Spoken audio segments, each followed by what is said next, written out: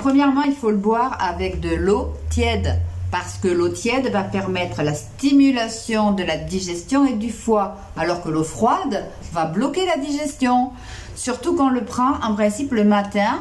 Et il ne faut pas oublier qu'à partir du moment où vous vous levez le matin, la digestion du repas de la veille reprend.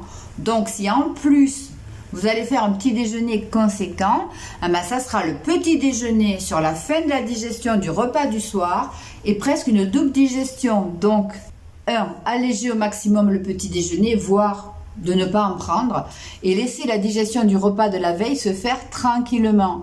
L'histoire, prendre un petit déjeuner de roi, un déjeuner de prince et un repas de pauvre, à notre époque, c'est complètement erroné. Ça ne veut absolument plus rien dire.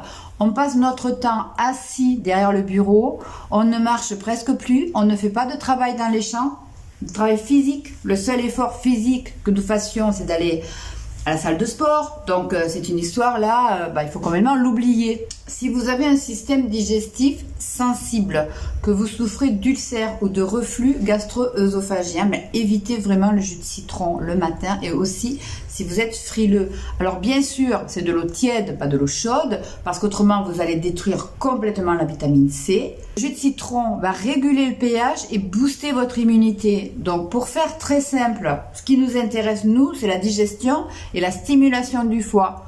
Donc le matin, vous appréciez votre jus de citron dans de l'eau tiède. Si vous en avez envie, prenez-le. Quand vous voyez que vous n'en avez pas envie, vous ne le prenez pas.